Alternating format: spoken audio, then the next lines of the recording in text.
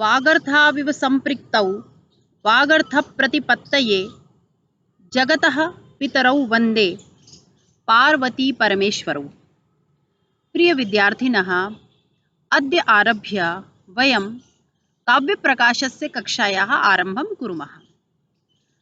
काव्यप्रकाशः काव्यशास्त्रस्य सर्वाधिकमहत्त्वपूर्णः ग्रन्थः इति कथ्यते। ग्रन्थपठनात् प्राक् केचन विषयाः सन्ति ये अस्माभिः ज्ञातव्या। अतः अद्य पूर्वं तेषु विषयेषु किञ्चित् विचारं कुर्मः। यथा अस्य ग्रन्थस्य नामकरणं, पुनश्च अत्र के विषयाः सन्निहिताः भवन्ति, के विद्वांसः सन्ति, के प्राचीनाः आचार्याः वर्तन्ते ये अस्मिन् शास्त्रे भूरि परिश्रमं कृतवन्तः, पुनश्च एतस्य इतिहासविषये किञ्चित् अस्माभिः अवश्यमेव ज्ञातव्यं। तर्हि अहम् एवं विचारयामि यत् ग्रन्थपठनात् प्राक् एतत् सर्वं वयं पठामः। केचन विद्यार्थिनः तथा सन्ति, आप में से कुछ विद्यार्थी ऐसे हैं जिन्हें संस्कृत श्रवण करने का भी प्रायः अभ्यास नहीं है। अतः सबकी स्थिति को देखते हुए मध्य मध्य में मैं हिंदी भाषा का भी प्रयोग करूँगी और जहाँ जहाँ मुझे आवश्यक लगता है वहाँ मैं संस्कृत भाषा का भी प्रयोग करूँगी। इसी माध्यम से आप संस्कृत भाषा में भी पढ़ने और लिखने का कुछ अभ्यास अवश्य कर पाएंगे। इसी बात का विचार करते हुए हम दोनों भाषाओं का प्रयोग करते हुए इस कक्षा में अध्ययन करेंगे। चलिए, प्रथम बिंदु जो है वो यह है कि इस शास्त्र का नाम है काव्यशास्त्र। तो अत्र वयं पश्यामः द्वौ शब्दौ स्तः, काव्यं शास्त्रम् इति। तर्हि पृथक् पृथक् द्वयोः शब्दयोः अर्थं किञ्चित् जानीमः। सामान्यतया काव्यम् इति शब्दस्य को अर्थः? कवेः कर्म काव्यम् इति। प्रसिद्धपरिभाषाः वर्तन्ते, यथा शब्दार्थौ काव्यं, तददौषौ शब्दार्थौ सगुणावनलङ्कृती काव्यं, रमणीयार्थप्रतिपादकः शब्दः काव्यं, वाक्यं रसात्मकं काव्यम्, एवं बहव्यः परिभाषाः सन्ति यासां विषये वयं क्रमेण काव्यलक्षणविषये पठिष्यामः। तो ये सब काव्य की परिभाषाएं सामान्यतया दी गई है। अब इन सभी परिभाषाओं को यदि हम संश्लिष्ट करके एक सारांश रूप में यदि कोई बात कहें तो हम कह सकते हैं कि सार्थक शब्दों की ऐसी संघटना जो गद्य हो, पद्य हो, चंपू हो, दृश्य हो, श्रव्य हो, किसी भी रूप में हो, किंतु जो श्रोता, दर्शक या पाठक के हृदय में रसानुभूति की हेतु बने, उसके हृदय में रस को अभिव्यक्त कर दे, ऐसी जो कृति होती है, ऐसी जो रचना होती है, सर्जना होती है, वह काव्य कहलाती है। यदि ऐसा ना होता तो जो हम कुछ कहते हैं वो सब कुछ काव्य हो जाता, किंतु ऐसा नहीं होता। तो इसलिए ऐसे रमणीय अर्थ का प्रतिपादन करने वाले जो शब्द होंगे, जो सरस होंगे, यह सब काव्य कहलाएंगे। विस्तार से हम काव्य लक्षण के संदर्भ में इस विषय पर विचार करेंगे, किंतु इस शास्त्र का आरंभ करने के पहले हमें इसके नाम पर विचार करना है। इसीलिए हमने सामान्य रूप से जाना कि काव्य क्या होता है। अब हम इसके अगले शब्द पर विचार करते हैं, शास्त्रम। अथवा इसके पहले हम देखते हैं कि काव्य शास्त्र क्या है, इसकी विषय वस्तु क्या है। तो अब एक सामान्य रूप में आप समझ गए कि जो भी काव्य सामग्री होगी वो विविध तत्वों से अति सुंदर होगी। तो यह जो काव्य शास्त्र है यह क्या करेगा? काव्य के सौंदर्य का मूल्यांकन करता है, परीक्षण करता है, श्रेणीकरण करता है और उसके संस्करण, उसके परिष्करण हेतु जो भी शास्त्र नीति और नियम बताता है वही काव्य शास्त्र है। तो आप क्या समझे कि काव्य क्या है? जहां पर रमणीय शब्दों का संचयन होगा, जो एक सुंदर अर्थ का प्रतिपादन करेंगे, जिसमें रस सन्निहित होगा, वह काव्य है। और काव्य शास्त्र क्या है? जो उन तत्वों का मूल्यांकन करेगा कि ये जो सौंदर्य का वर्धन करने वाले तत्व हैं वे इस काव्य में विद्यमान है या नहीं, यह काव्य है भी या नहीं, कोई रचना काव्य की श्रेणी में आती भी है या नहीं, और फिर वो श्रेणी में भी वह उत्तम काव्य है, मध्यम काव्य है, उत्तमोत्तम काव्य है, अधम काव्य है, चित्र काव्य है, किस तरह का वह काव्य है, इसका श्रेणीकरण भी जो शास्त्र करता है, ऐसे जो नीति नियम बताता है और जो इन नियमों के माध्यम से आपको किसी नए काव्य की रचना के लिए पहले से एक मार्ग का दर्शन करता है कि आप किन बातों का ध्यान रखेंगे तो आपके द्वारा रचित जो काव्य होगा वह संस्कृत होगा, परिष्कृत होगा, दोष रहित होगा। तो यह काम जो शास्त्र करेगा वह काव्य शास्त्र कहलाता है। इसीलिए आप यह विचार करके भ्रमित न होइएगा कि जो आप महाकाव्य, खंडकाव्य, नाट्य, रूपक या चंपू काव्य इत्यादि जो देखते हैं यह काव्य शास्त्र नहीं है, ये काव्य है। और इन काव्यों में तत्वों का मूल्यांकन करने वाला, उनका परीक्षण करने वाला, श्रेणीकरण करने वाला, उनके मर्म को बताने वाला जो शास्त्र है वह काव्य शास्त्र है। काव्य शास्त्र लक्षण ग्रंथ है, यह लक्षण बताने वाला शास्त्र है, यह गूढ़ अर्थों को उद्घाटित करने वाला शास्त्र है।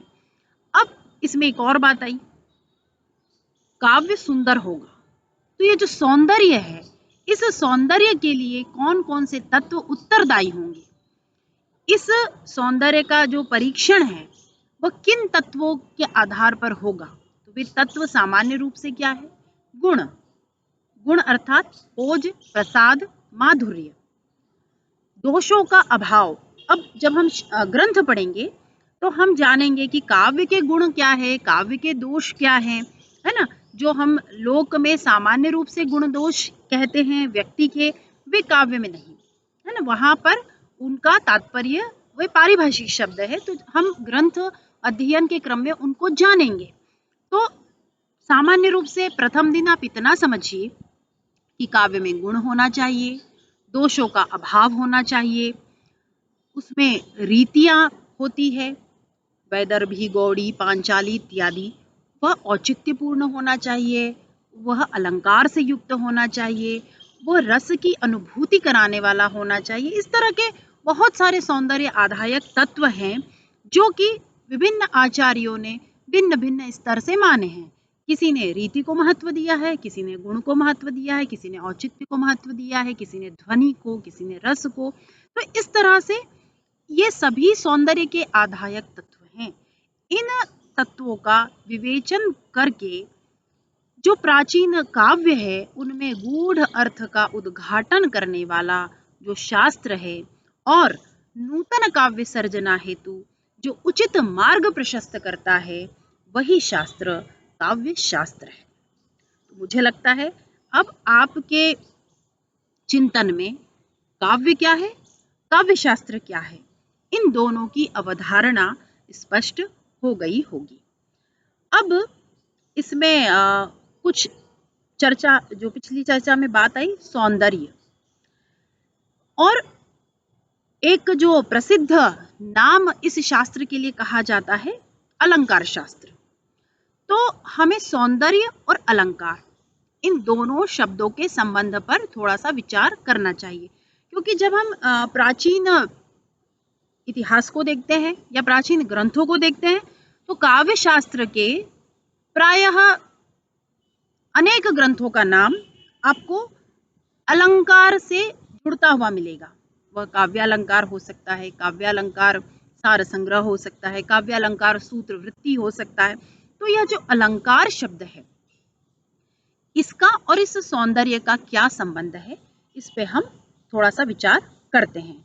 तो ये जो महत्वपूर्ण ग्रंथ जिनके नाम अभी मैंने आपको बताएं, तो वो इस दृष्टि से बताएं कि जैसे भामह ने, जो भरत मुनि के बाद प्रायः प्रमुख आचार्य माने जाते हैं अलंकार शास्त्र के, उन्होंने अपना ग्रंथ लिखा 6ठी शताब्दी में और उसका नाम रखा काव्यालंकार।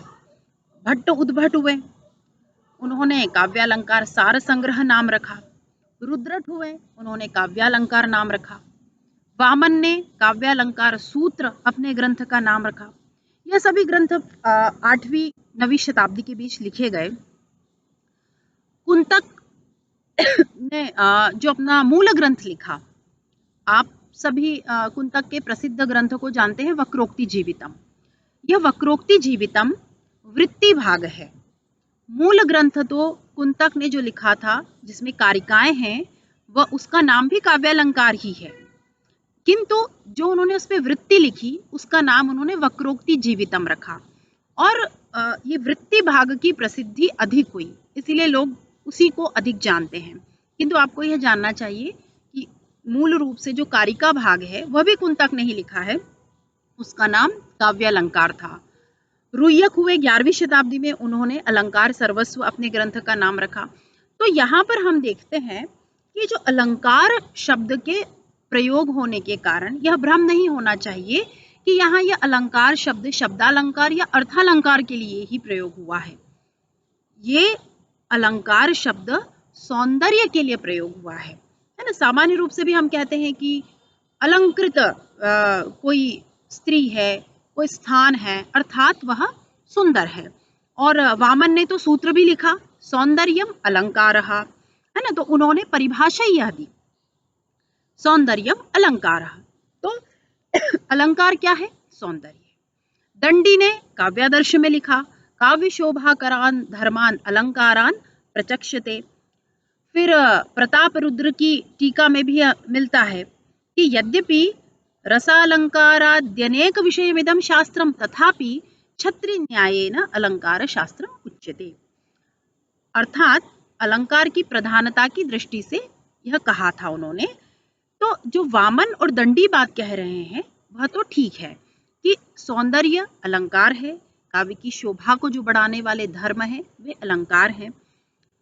प्रताप रुद्र जो बात कह रहे हैं वे ये कहना चाहते हैं कि छत्र न्याय मतलब कोई बड़े समूह में कुछ लोग छाता लेकर के जा रहे हैं, कुछ लोग नहीं भी लेके जा रहे हैं, किंतु जो छाता लेकर जा रहे हैं वो लोग अधिक हैं, तो कह देते हैं कि छत्री जा रहे हैं, अर्थात सभी के पास सभी छाताधारी लोग ही हैं।